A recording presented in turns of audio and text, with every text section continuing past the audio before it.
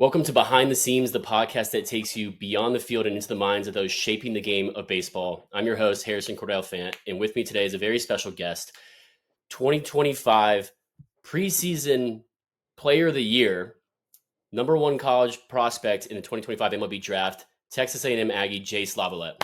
Thanks for joining me, Jace. Yeah, of course, man. Thanks for having me. Yeah. I know you guys ramping up the season right now and about to kick things off. I know you're excited for that, but how you been, man? How's offseason been? It's been good. Just kind of doing what I've been doing the past 2 years, right? Just getting ready to play, getting stronger, trying to get a little bit faster, and just refining my body for what's to come. Yeah, and obviously a very important season for you, and one that I know you're looking forward to as well. But let's back things up. Start from the beginning. Kind of, you're born in Pensacola, Florida, but you grew up in Katy, Texas. Yeah. When did you end up moving there? Yeah, I ended up moving there when I was right around elementary school. So, really and truly, kind of that's where I remember all my life kind of being, and made all my friends over there, and it was a really good place to grow up. I enjoyed it a lot. Yeah, and obviously, I feel like growing up in Texas versus Florida, completely different kind of atmosphere and different experience for sure. So you went to Oberto Tompkins High School. What was that kind of experience like? And like, at what point did you realize that you were, really good at baseball? Yeah, it was a lot of fun. Started playing high school baseball freshman year, and kind of found my ropes then. And sadly, I think it was my sophomore year. We were literally in the middle of a game, got pulled off the field because of COVID, and then never didn't play again that year. And then I believe junior year played, and senior year played. But it was a lot of fun. That's where I made some of my best friends. That's where I kind of fell more in love with the game of baseball, and I guess you kind of get your first taste of playing in front of people, right? And so that was really fun, and so I enjoyed it. Yeah, and so at what point was it kind of like sophomore, junior year in which you started, drawing a lot of interest from Division One schools and teams coming out to look at you and coaches start, hey, like this is a kid of interest we want to recruit. Yeah, I really don't really remember.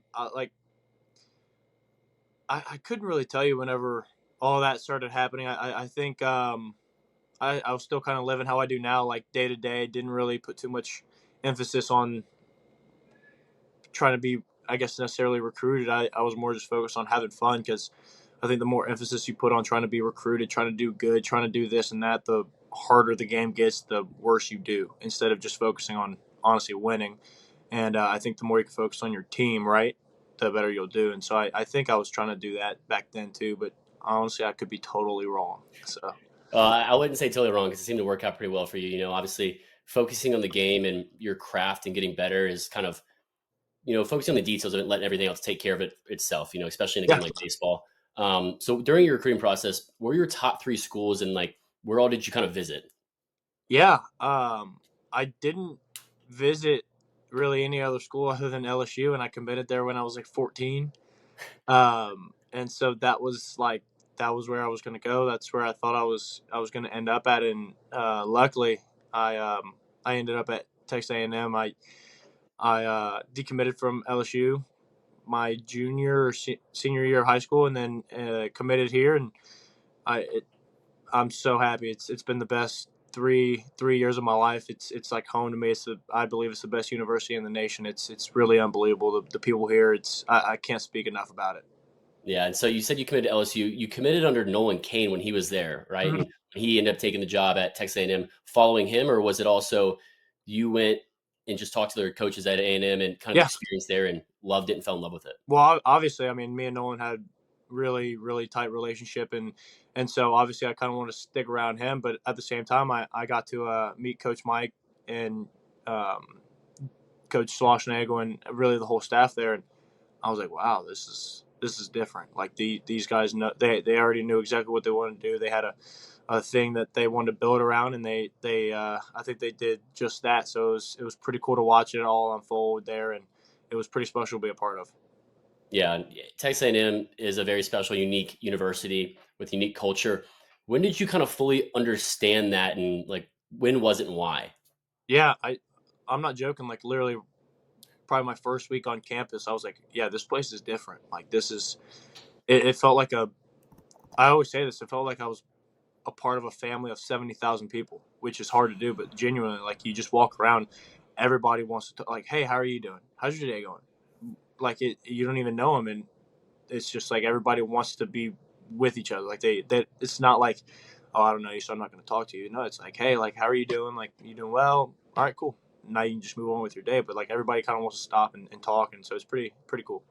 Have you ever been to College Station before stepping on campus? I had not once, which is crazy because it's. I mean, Yeah, I've driven through it to go play baseball. Actually, I mean, I lie. I had been once, and I played in Bluebell, but that was for summer ball, and so I didn't really get. I literally went and played baseball game and went right home. So that's cool. But that experience, playing in an SEC ballpark like that, like a big one, like Bluebell Park too, yeah, in high school was just an incredible experience and something probably kind of stuck with you, right? yeah, 100%. I mean, I got to see how different it was, and I remember playing center at the time, and somebody hit a ball over my head, and I felt like I was running for days, and I was like, dude, this is unbelievable. So Yeah, especially the bigger ballpark and just. I mean, you're not used playing in high school. You're not used to just seeing a giant just no, wall of stands. no, Yeah, I mean, and that's just got to be an incredible experience and something you probably took into when you stepped on campus. Like I've played here before. Having that kind of confidence, like this isn't just brand new to me. I've seen it before. yeah, it definitely. It was.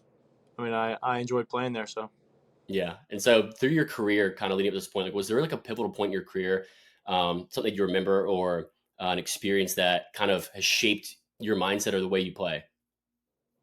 yeah, freshman year of college, whenever I was hitting like a buck 82, and I was like, dude, do I even belong here? Like, is this even like what am I doing? And I just had to learn how to deal with a lot of failure. Honestly, we hadn't even gotten to SEC play, and I was batting a buck 82, and I was like, oh, from what I've heard, this can only get worse. And so it really took time. It takes time to grow. It takes time to understand that you're going to fail a lot within this game, and sometimes you're going to put good swings on the ball and it's not going to go your way. Sometimes you're going to put really bad swings on the ball and it's going to go your way. So this game has a funny way of trying to play mind tricks, but at the end of the day, you got to realize like, hey man, like it's hard. Like this Yeah. game, it's hard and it can suck at some. Like it sucks sometimes, right? But like that's life. Life is hard and it sucks sometimes. But as long as you have a good mental aspect on it, it's all perspective. I Yeah. think life is all perspective, and that was one thing that I learned in college, and one thing that shaped kind of how my mind works now is perspective. Yeah. In baseball, people say that, have played the game or, work in baseball, talk about how it's really a game of life. You Yeah, know, it's the game of failure. You fail 7 out of 10 times in professional baseball, and you're a Hall of Famer almost. right. And it's just like learning that is really applicable to life and just how you kind of approach the game of baseball, but also approach life. Just overcoming adversity consistently. Yeah, no, I agree. And so with that, obviously, the struggles of doing that. Like, did you ever have like a role model or someone you kind of mentor, like had a mentor, like a hitting coach growing up that you kind of went back to, relied on, or talked through things with at all? I'd say my freshman year, I relied heavily on some of those guys that were already there that have been through it and that had done exactly what I was doing, and but also I rely on my coaches a lot. I think that there's value in trying to learn new things from everyone. I don't think that you should only like be like, hey, like I'm only going to trust this guy, this guy, this guy. Like, I think that there's a value in understanding what people have to say. And if you don't like it, fine. Like, that's cool. But at least you heard them out, right? Like, I think there's something special about I try and learn things from people on this new team every single day. And all these coaches, like, I'm always asking questions because at the end of the day, like, it's not just baseball. You said it best. It's life. Like, and you don't always have to ask people questions about baseball whenever you're playing, right? Like, and that's what I think the beauty about it is. So, Yeah, and it seems like baseball, and I think a lot of people that are successful at baseball are like a sponge. They absorb everything. yeah. They kind of think through it and apply what works for them, Right. or what they think is going to be best for them. And pairing a lot of pieces from different hitting coaches, different pitching coaches throughout the years, different coaches, mentors, different players that help out. Because I mean, Yeah. everyone knows. I mean, players are helping each other out. Like, hey, like you're looking a little late on this. You're dragging this. Like, just hey, like this is something. It's like another set of eyes that you trust and rely on, and that is going through the same thing as you can rely on that. 100%. Yeah. Because And at the end of the day, everybody's going through the same thing. So nobody's really trying to hurt you. They're only trying to get you better. So, yeah, yeah. And with that, did you ever have any like who was your favorite player growing up, and anyone you kind of modeled your game after, your swing after? Yeah, growing up, I remember I used to just binge watch David Ortiz highlights. I couldn't get enough of it. Just watching that dude hit homers was unbelievable. Yeah. So did you start kind of modeling your swing after that a little bit, trying to elevate and celebrate? That's more of, yeah, elevate, celebrate. I don't think our swings are anywhere near identical, but you know what? That's fine. I still got some time. I don't think the speed's anywhere near identical either, but Nah, you know what? He might have me a little bit. really, what probably in his early career days, maybe not towards the end, Yeah, DHing, I but mean, I hope not. yeah. Yeah, but I mean, like the versatility you have of just being able to, be an athlete on the field, I think is super important in the game of baseball. And, being able to not only play one outfield position, but two, because they are different, but also as needed, like you see Mookie Betts playing anywhere in the infield, outfield, like Right. those kind of guys just only adds to the value that you bring to a team and to a program. Yeah, I So agree. go ahead. Oh, no, I was just saying, I agree. Yeah, and so freshman year, you talk about how you struggled early on. You ended up batting 286 with Mhm. over 1,000 OPS and 280 plate appearances with 21 home runs, 63 RBIs, 18 stolen bases as a freshman, which I think is undervalued, especially drawing 48 walks as a freshman. You set the A&M single season freshman home run record that had stood since 1987. I mean, just what was the change from when you were struggling early in the season to be able to end the season like that? And what is it? How did you do that? Yeah, there's obviously swing mechanical changes that had to happen, but also mental changes.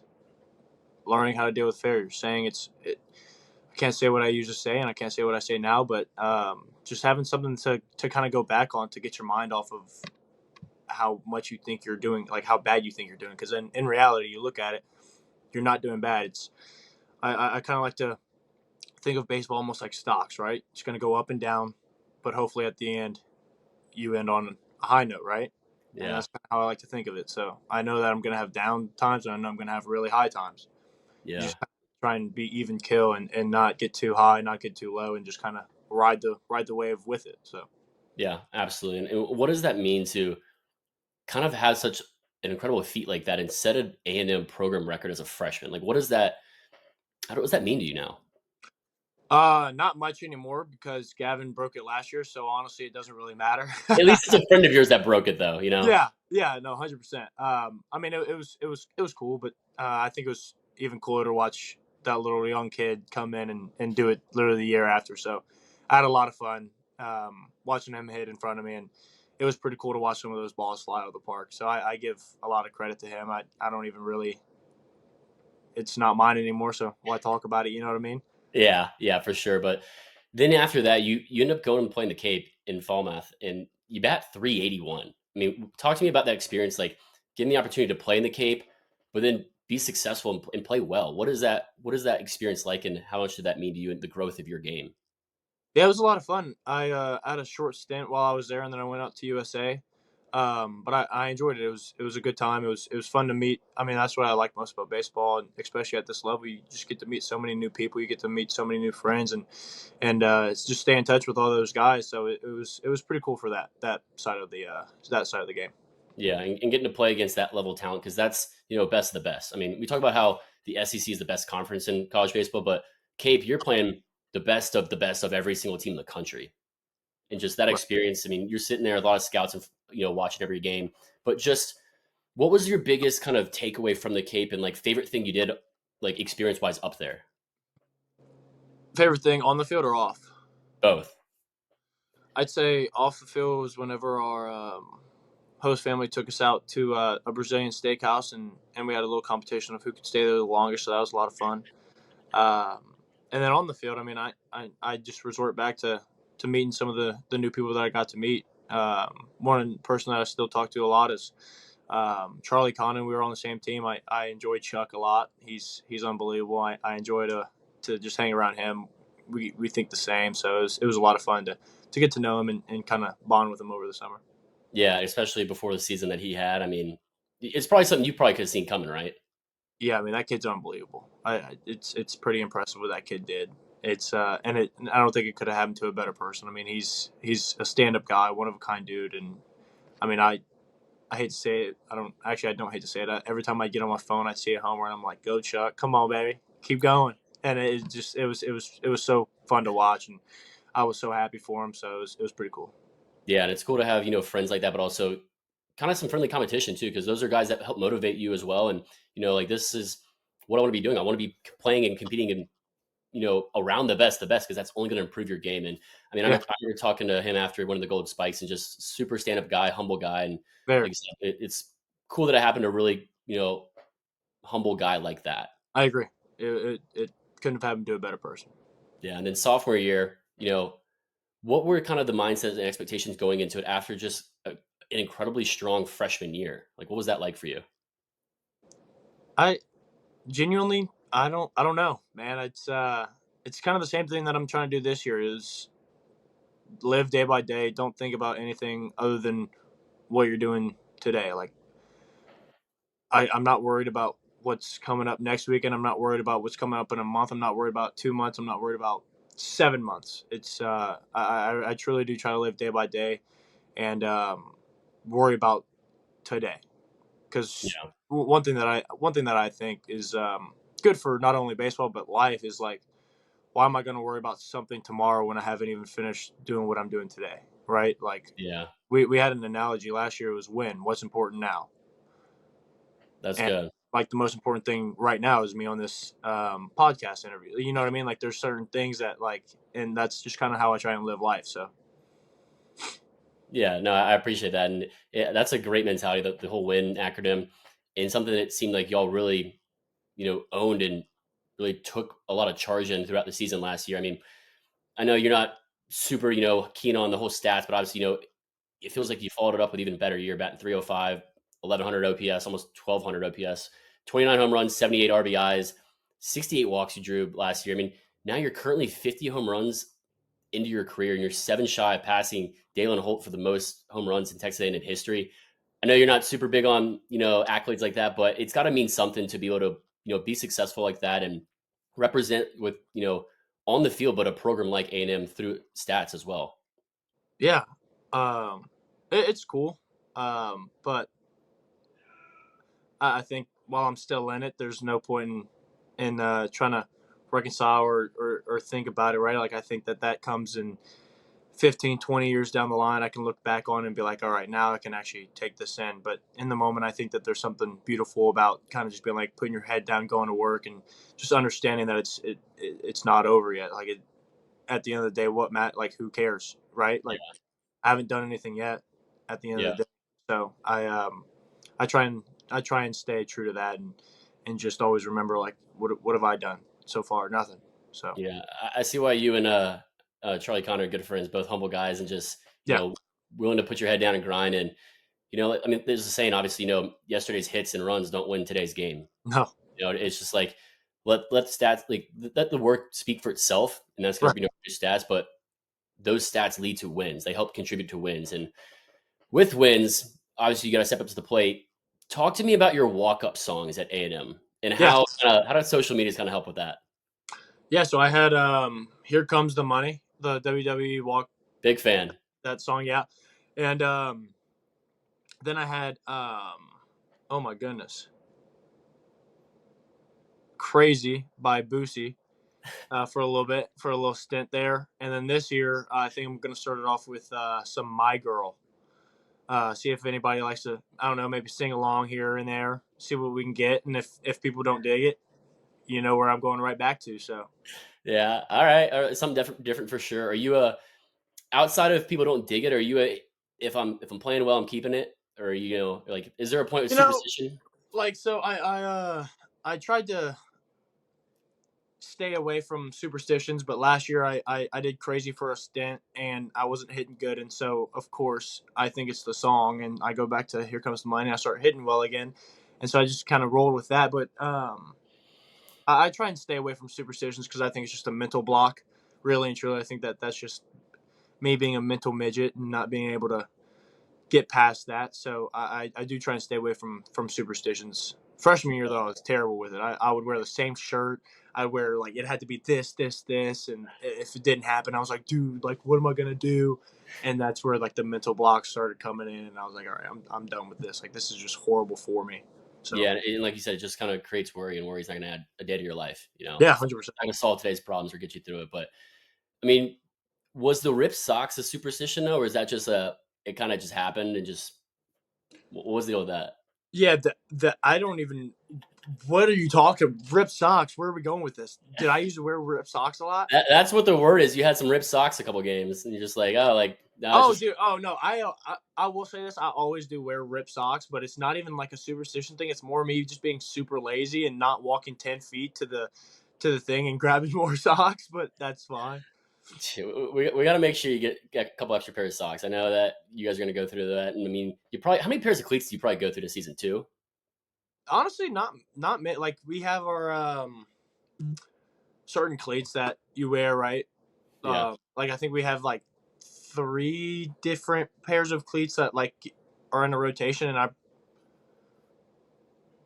honestly maybe one of each, maybe two, and that's like a maybe.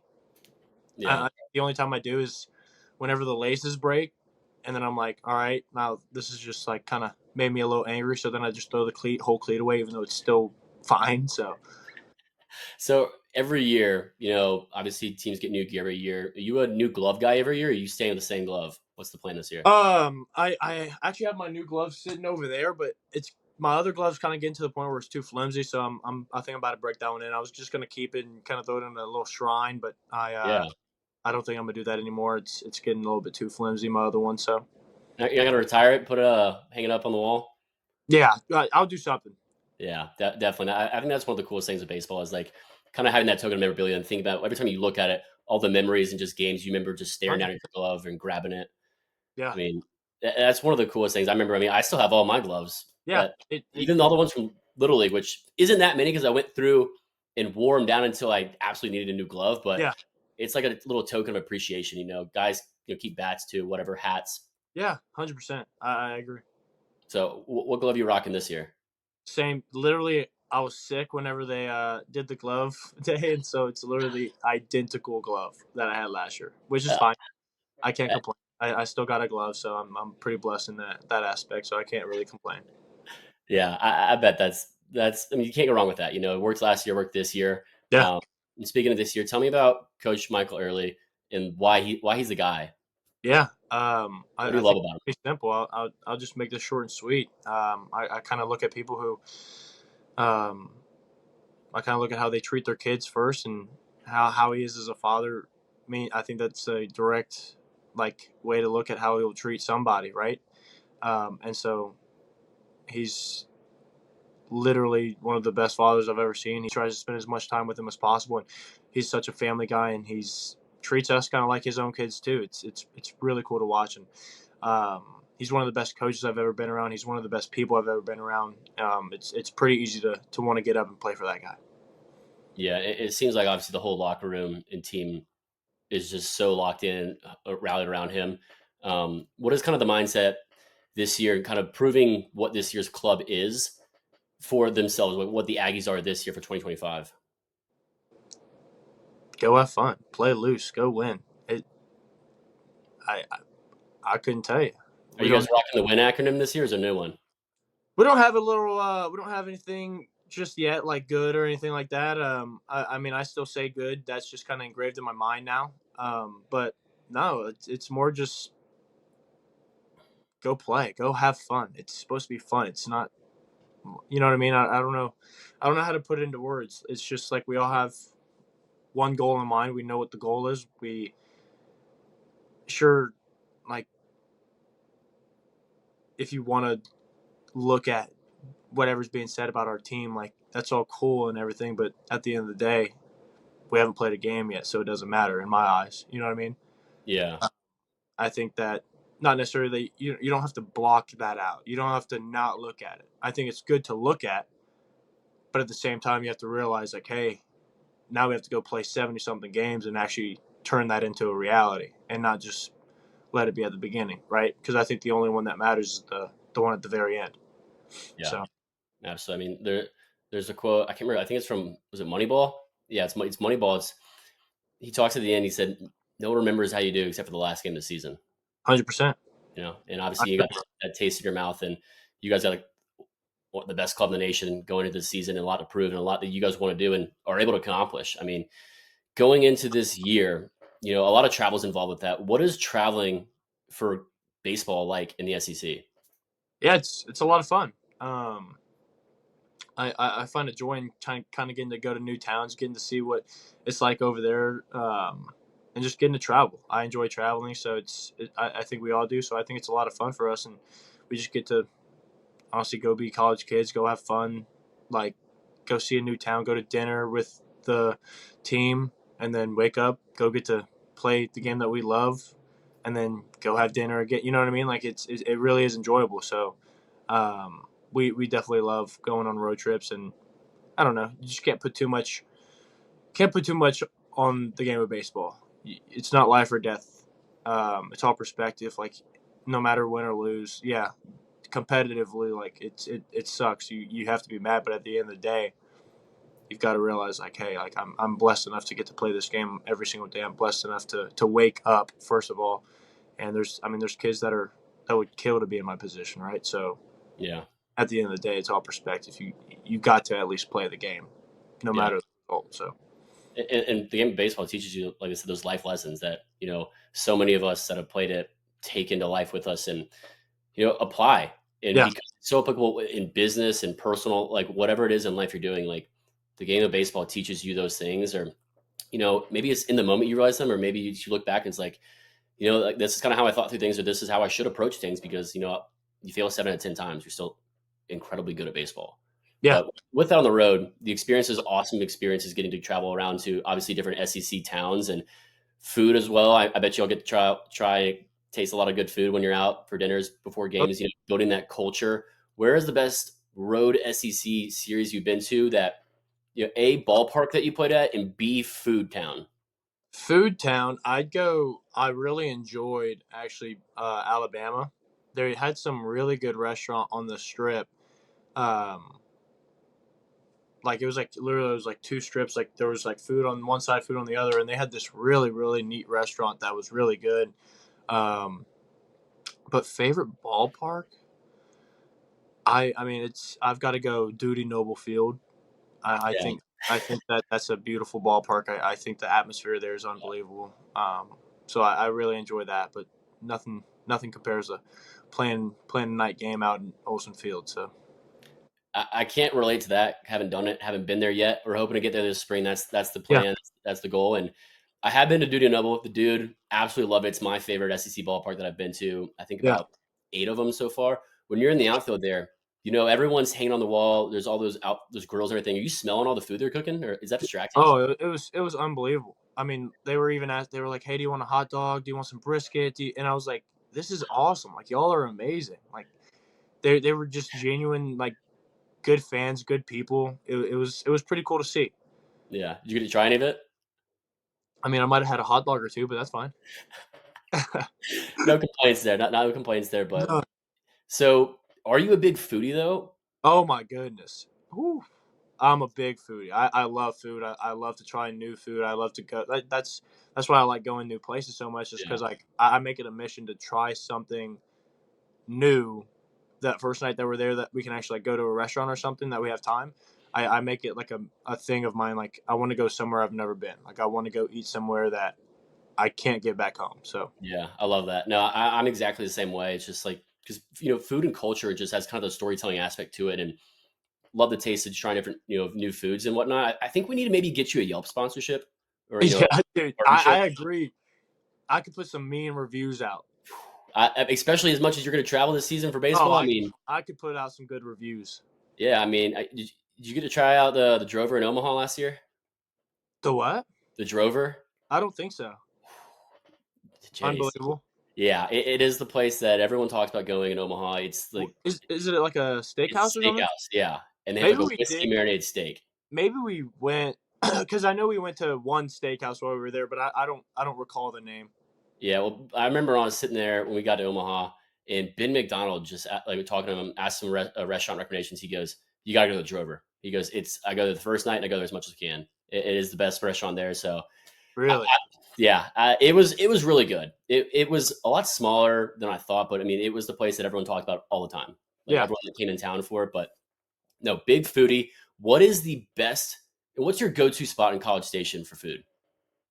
Yeah, I mean, if I'm gonna go, I have like, if I'm gonna go Mexican, it's gonna be like, if I want a faster Mexican, it'll be like Torchy's, right? But if I want somewhere I'm gonna go sit down, it'll be like a Gringo's, Lupe, something like that. But if I want like barbecue, I'm gonna go to Cooper's. I mean, I have my, if I want like a variety of food, here's BJ's. I'll go like I have my stuff kind of mapped out, Yeah, literally. yeah. Whatever I'm in the mood for, this is where I'm going. Yeah, no, I just know. Like if I want a steak, the Republic or Porter's, like it's Okay. I kind of, or honestly, I like to grill them at my house myself. To be There you honest, go. so. Yeah, yeah. I'm taking a bunch of mental notes for when I'm in College Station. We'll have to check Oh, out dude, these. just hit me up. I'll send you it all. Absolutely. I'm gonna hold you to that. But you said you like cook a lot at home. What's your favorite thing to cook? And are you like a Oh, experimental cook? a steak by far on a charcoal grill, Can't beat it. or put it over put a grill over a grate over the wood fire. Ooh, that's Okay. unbelievable. Keep it as natural as possible. Okay. Oh, it's so good. So you are you hosting all the guys in the team over and like we're just growing out one night, just boys not in? We've done some burgers, some hot dogs. Like this Sunday, we'll probably do something for Super Bowl after our scrimmage. So I think I mean that's one of the biggest things for us is like, I think good teams enjoy hanging out outside of the field. Like I think good teams actually enjoy being with each other, not doing baseball. So we try and make that a priority for us these past few years. Yeah, and that's what really builds, team culture and just program culture and tradition, I feel like too. And Yeah. you do that on the road, on the planes, trying different places, dinner, getting to walk around towns a little bit, doing it, before during the season and whatnot. Like, do y'all have something you do before the season that's like a team bonding thing? Like I know some teams do paintball, some do, other things. What do y'all do at all? It's more just kind of get together. Like we didn't last year. We didn't have anything that was like a necessarily like a team bonding type thing. I think that the more that you can get together, the more team bonding you get, right? So we just try and get together as much as possible and enjoy being with each other, not just like get together and sit there and do nothing. No, like we can have fun. We can go play basketball outside. We can grill. We can do whatever, So Yeah. And so, you talk about a lot about not looking at stats, kind of trusting the grind and, not worrying too much. How important is your faith to you, especially playing baseball where it's a game of failure? yeah, I think that there's such a beautiful thing about knowing that God let me wake up today. Like that's a blessing in itself, right? Like I woke up today. Now I get to go play the best thing that's ever happened to me.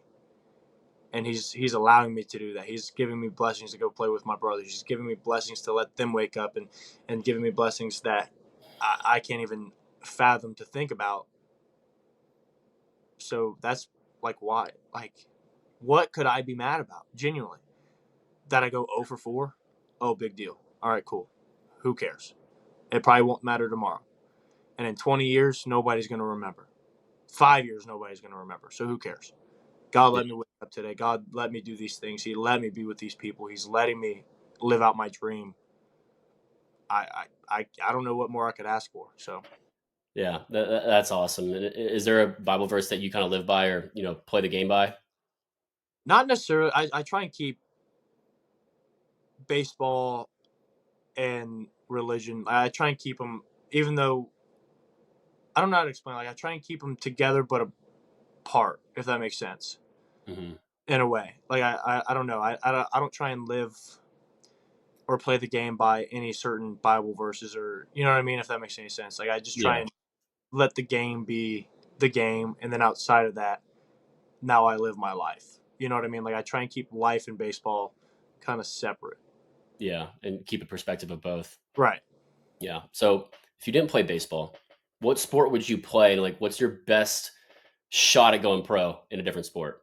I want to say football. I really do. I do, but I've never played it, so I can't really say that. You So never played football growing up at all? no, my mom would let me, and so I'm gonna say basketball, even though I know that there's absolutely no way. You know what? Maybe I don't know volleyball. I could see myself being a pretty good volleyball player, Beach but volleyball I is don't so know. underrated. Dude, I think it's so fun, and I really do think that watching it in person is unbelievable. I think it's so fun to watch. Yeah. Is so I assume you guys aren't allowed to play basketball or anything, near and around during the season. Nope. So if you played okay, but give me a position for both. Basketball, what position would you be? Are you like a center, or in like football? Would you? I feel like football, you'd be a slot receiver with the hands and the size Dude, and football. speed. I mean, you let me sling the ball a little bit. I'll throw out In the some. rock. Yeah, you let. I mean, you put me on, like, put me wherever you need me. I'm just everywhere. Honestly, besides on the line, I'll get absolutely killed. But that's fine. Um, Can you and dunk? basketball. I mean, I want to say, weirdly enough, I could be a shooting guard. I mean, I can shoot it a little bit. Can you dunk it though? Oh, of course. Okay, I'm just making sure. I feel like I you got to mean, have that at the your only reason I side. say of course, like, I don't want to sound like that guy, but like I'm 6'6". If I couldn't, Yeah, we might have a problem. You know? yeah, you got to have that in the back pocket for sure. Yeah. It's 6'6", and the speed that you have. But okay, favorite tradition in Aggie land, and it could be any sport. Like what is it? So I'd say, so sports traditions. Sure, or just university as a whole. Just I'd say some of my favorite sports traditions. Obviously I've got to go to the ball five chant for baseball. Um, and I mean I've got to go to the war hymn for every sport whenever we do it. I think that's such a beautiful thing to watch. Honestly, especially at football games, just kind of watching 100 and something thousand people all sway back and forth together. It's pretty remarkable. I can It only really it's unbelievable to see. And then some of my other favorite traditions just throughout the school, like muster, the bonfire, like just certain things like that that not many other schools really have. You know what I mean? Yeah, they're So unique to A&M. yeah, it really is. It is pretty cool. Yeah, and that's what I think makes each university kind of special, and obviously makes Texas A&M special for you is those traditions, the obviously the environments at sporting events, getting to play at university, but also the friends in the community you make there. It kind Yeah, of shape that experience as a whole, right?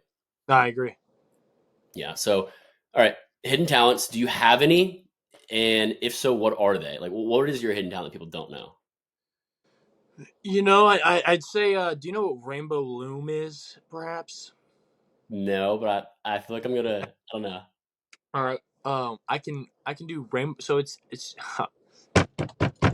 you can it's so you make these bracelets, but I can make them with my feet, or I used to be able to. I don't even really know why I'm talking about this. I just pictured that, and then This is just me begging to get, like, put on somewhere and just like just some meme. But you know what? That's fine. I'll take it. Um, but yeah, somehow I learned to do that. I haven't done it, and I couldn't tell you how long. But that was one of my things back in the day. I was thinking you were gonna go like more of an instrument route or like juggling or something. So I wish I could go that route. I really do. Um, I also would like to say that I could sing, but at the end of the day, I know I sound horrible. But it's all confidence. Confidence is key when singing. You keep in the Um, shower, keep singing in the shower. I'm more of like a karaoke guy. Okay. I enjoy going up on stage and just kind of letting it rip. And if people start booing, they start booing. That's fine. What's the karaoke song? What's the go-to? Me and obviously I'm always kind of up there with my trusted partner Hayden Schott. Um, Chief Vibes Officer, good yeah, choice. of course. We're always singing some form of country music or sad song, like some little slow sad song, kind of get the girls This feels in. like an end of the night kind of Yeah. karaoke. Oh, 100%. No, it is, which is fine. It's more fun that way. But I'd say we like a little revival by Zach Bryan. The Mates of Soul. Me and Shot, we enjoy to crush that song. I bet that it gets the crowd going. Everyone enjoys it, no matter how it sounds. They might not. We don't really know, honestly. We kind of just do it, and Do it for yourself. obviously we're kind of looking. We're just singing to ourselves, not to anybody else. And if they like it, they like it. That's a good perspective to put for it. With that, any guilty pleasure artists or like sleeper artists that you jam out to in the car, like whatnot, pregame. Pre Weirdly enough, like, we listen to Cody Johnson acoustic almost as loud as it can be in our locker room pregame, which is I like that.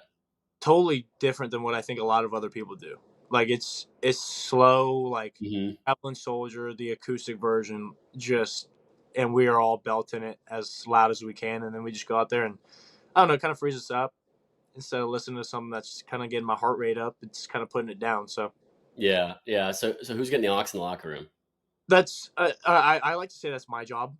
Okay, Yeah, that's an important role. it is. I It had a is. feeling that was like a Hayden Shot kind of role. No, I think it would be if we had the new cord, but we don't. So it's kind of my role, but it's a tough job. You kind of have to feel out the locker room, right? Like sometimes they don't want country, sometimes they do, sometimes they want throwbacks. So like you kind of just have to throw in everything there. But Yeah, I mix it feel up. like You I do, try to I mix feel them like all. I do a pretty good job. Yeah. Well, so like headphones on the road. You're walking the stadium. Walking, getting ready. What are you jamming to? Headphones. Yep, Cody Johnson acoustic version. Still, you just ripping it up. Every time. Get All get right. my get my heart rate down. Just enjoy some good country music. There we go. Y'all just ripping Or country music all practice too. or no, we listen to everything during practice. But or if I'm walking in the stadium, or it's I'm playing some slow, weirdly enough, some slow sad song that just like it's slow, and it's like just like I can just breathe to it, and my heart rate goes down. And like I just can't really listen to rap before a game because then like my heart rate goes up, I get spiked, I get anxious, and I'm like, dude, I can't do this. Like I'm not trying to go run people over in football. You know what I mean? Like I'm not Yeah. trying to go, honestly, literally kill somebody every time the ball gets snapped. I'm trying to be precise and hit a baseball. So Trying to stay within yourself. I need my heart rate to be a little bit slower than what most football players do. Yeah, no, that's a good point. Especially want to keep all your emotions under control and just lock into what you're trying to do at the plate. Because Yeah, obviously, once you step in that box, it's just you and the pitcher, and yeah, it's just a battle. And he's got to pitch to you. The pressure is really on him more so. Even though it's a game of failure for the hitter, it feels like the pitcher's got to make a pitch, right? yeah. I agree. So with that, you said walking into a stadium. Are you doing any? Is there any plan for some nice fits going on the road this year? Not that I know of. Keeping it simple. Yeah, we're not really like on the road. We always go to the field in our jersey already anyway. So um, I don't know. Maybe one time while we go on the road, we might just wear like a suit or something on the plane. But at the same time, I think that'd be pretty uncomfortable. So I don't know if I really want to do that. So They say beauty hurts. You can't always be comfortable. yeah, but I'd much rather be able to just sleep on the plane comfortably and just enjoy the ride and not sweat in my suit. So I don't That's a good, know. We'll see where we're at. that's a good point. So kind of future outlook of college baseball. Like NIL is obviously a huge deal in collegiate athletics. It's kind of been the past couple years, but it's really taken you know college athletics by storm. How do you kind of navigate that? Being in the middle of that, how has that kind of been for you? Is that something you've tried to not focus on too much, or what? Yeah, I mean, I think it's definitely it's a blessing in its own, but at the same time, I think we're in the pinnacle of college baseball right now. I think we're in the pinnacle of college sports. Um, I don't see that going away for, I don't know. I couldn't tell you how long, but I do think that this is the golden age. I think that more people are coming to college than necessarily going pro than I think ever before. Um, and so you're getting to see a lot of these talents that I don't know if you would have prior years. You know what I mean? So I think it's helping out the kid, and I think it's helping out the game, um, and I think it's helping out college baseball and college sports in general because you're getting to see these. Well, I guess really college baseball is the only one now that it's kind of more helping out just because every other sport had to go to college. Um, but I do think it's drawing some talent to some of these schools that necessarily they might not have gone to. Right? You know what I mean? Yeah, and especially with the transfer portal too. It feels Yeah, like so I think it's actually I think it's beautiful, but I also think it's a monster. So yeah, just have to navigate it. it's something I think I know we need more regulation on and more standard and consistency. Right. Um, but obviously, with that said, transfer portal, you obviously decided to stay this year. Texas A&M means a lot to you. Aggie Land means a lot to you. Has it been so far everything you imagined and wish it would have been so far in your experience? And more. I think that I've said it so many times, and I'll say it till I think I pass away. It's if you want to be great, you want to be an Aggie. This is the best university in the nation. It's not. I'm not even. this isn't even me like being like a sales pitchman. It's not me speaking lies or telling false things. It's the truth. I think that you could ask any person that goes here right now and they would say the exact same thing. You don't want to leave this place when you get here. It sucks you in, and you fall in love with everything about it. You fall in love with the people here. You fall in love with the coaches. You fall in love with the university, with the traditions, with everything that comes with it. And I think I could speak for another hour on just Texas A&M alone and what it's done for me. It's a beautiful, beautiful, beautiful place to be. Yeah, and obviously, the university's pouring back into itself, the donors as well. The baseball park's getting renovations. Talk to me about that. What are you excited for to see, the renovations wise with the program? Obviously, it won't be done before you're done here, but what does that kind of mean for the program, and what are you excited to see out of it? Yeah, I'm just excited to get to come back and lift and work out, and you know what I mean. But at the same time, I'm excited because that means I think there will be more people that realize, which kind of stinks that it takes what it takes in college baseball and in college sports. But I think people will start to realize like just how beautiful this place is, and with everything that's coming, I think that Texas A&M is going to be the pinnacle of college baseball for a long, long, long time coming. Yeah, and a $28.3 million renovation will, help do that and make it one of the nicest, if not the nicest, facilities in the country for baseball. And I mean, you talk about just wait till that $60 million one comes. Then it might be a little special. Yeah, I mean, that's going to be unbelievable. When you talk about, Kyle Field, 110,000 fans there. I mean, the baseball stadium is going to get up to 10,000 seats right now from just over 6,000. I mean, imagine playing in front of that crowd. Like, what you're going to come back to games and just be like, man, I wish I had this experience. But obviously, you're loving every. I think there were a few games last year where we were running it up close to 10. Just standing room. Yeah, I think that there was a few games. Actually, I think there were more than a few games where we were running it pretty high up there. Yeah, you can feel the difference in it, right? Oh my gosh, yeah. Oh yeah. Well, so what was the most hostile environment you played in on the road? Or it could be any time in it could be summer, anything. I guess Arkansas. They were pretty good my freshman year. But I don't know. I enjoy all that stuff though. I don't view it as hostile. I kind of more view it as funny. I enjoy some of the stuff they say. I like to hear it. So yeah, and obviously not let it get to you. But what does the future of Texas A&M baseball look like? I hope championships. I don't think there's any other way to put it. Yeah. What do you want your legacy, and what do you want people to remember you by when your playing career is over? Just being a good person. My mom's always said that in the end of the day, baseball doesn't matter. People don't care how good of a baseball player you are. People don't care how good you did throughout what you're doing. The only thing that they'll look back on is how good of a person you were. And if people can't say you were a good person, then the rest doesn't matter at all. So yeah, no, I think it's an awesome mindset to have. And obviously your mom knows what she's talking about, and great person to listen to for sure. Yeah. But no, Jace, thanks for joining me and taking the time to chat with me on here. And it's been a pleasure to learn more about you and go behind the scenes with you. I'm excited to continue to follow along your journey in Texas A&M baseball, and excited to get out to Blue Bell Park this spring and see you back home. Yes, sir. Thank you so much for having me.